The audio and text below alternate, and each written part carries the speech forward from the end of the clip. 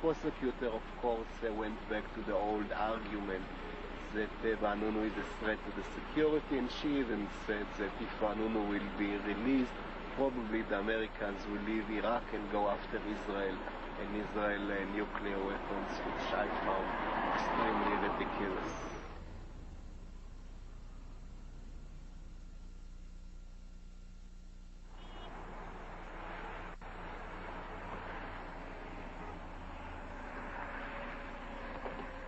Minnesota, the Peace Bridge and a weekly ritual. Every Wednesday, hundreds protest against the war. Mary's there, so of course is Nick. Every week the numbers grow. There's a new generation of peaceniks who were children when Israel's nuclear weapons were exposed.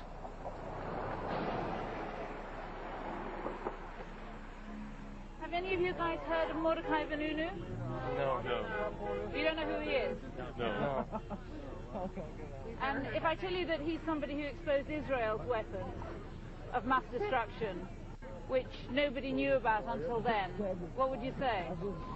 Why is our media that's supposed to be free and open not telling us? And why is our government not letting us know this information if we're living in the home of the free? I think if our administration was consistent or had any integrity, then he'd be held up as a hero. We're going to work with the members of the Security Council in the days ahead to make it clear to Saddam that the demands of the world and the United Nations will be enforced.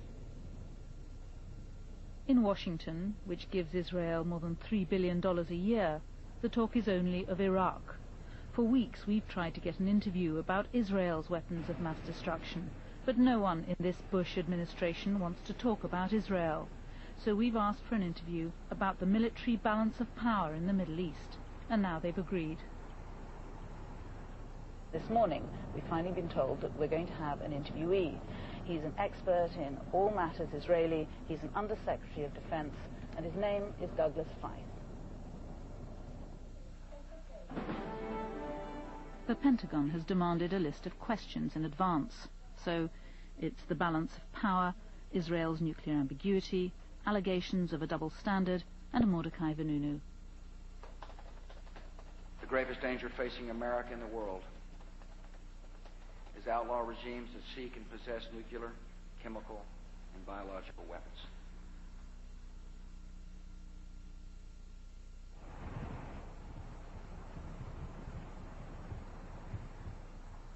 Yet again, the shutters have come down on this story. Our interview with Undersecretary for Defense Douglas Feith was scheduled for 4 o'clock, somewhere in this vast complex of the Pentagon behind me. Yet at the last minute, we've heard the interviews cancelled. Questions about Israel, it appears, are strictly off limits. We'd received this email from the Pentagon. Ladies, we showed Mr. Feith the list of topics for the BBC interview. He is not willing to answer any of the questions you listed. Respectfully request you resubmit your questions as soon as possible this morning. Questions directed toward the current Iraqi situation. On February the 19th, Vanunu was again refused parole. He remains in Ashkelon prison. Horev has let it be known he intends never to let Mordecai Vanunu leave Israel.